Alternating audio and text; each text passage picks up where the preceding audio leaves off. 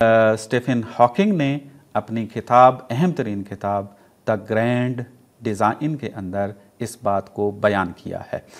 Stephen Hawking جو ہے وہ یہاں یہ بیان کر رہا ہے کہ یہ جو ہمارے مختلف سوال پائے جاتے تھے کہ دنیا کیسے وجود میں آئی ہے، دنیا کا خالق کون ہے، مرنے کے بعد زندگی ہے یا نہیں، ہماری زندگی کا پرپز ہدف کیا ہے، یہ جو سوال پائے جاتے ہیں پہلے جو ہے فلسفہ اس کا جواب دیتا تھا، اب سائنس جو ہے اس کا جواب دے رہی ہے اور فلسفہ پس مر چکا ہے۔ فلسفہ اب ان سوالوں کا جو ہے وہ جواب نہیں دیتا۔ اب واقعاً سائنس فلسفے کی جگہ لے سکتی ہے یا نہیں لے سکتی؟ ملاحظہ کریں آپ اس کتاب کو کہ ایک سائنسدان ہے، بہت بڑا نام ہے اور اس نے جائزہ نوبل حاصل کیا ہوا ہے، پی بی میڈاوار، کتاب ہے advice to a young scientist. یہ کہتا ہے کہ اگر کوئی اپنے آپ کو بے اعتبار کرنا چاہتا ہے، یعنی کوئی انسان آ کر اس کو یہ کہے کہ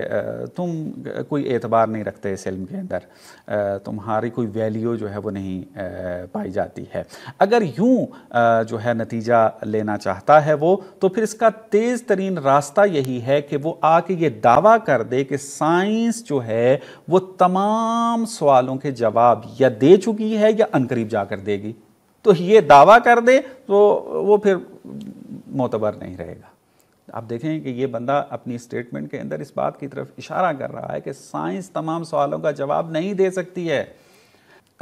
کتاب ہے دا لینگویج آف گاڈ، کہ بہترین کتاب ہے فرانسس کولنز کی طرف سے۔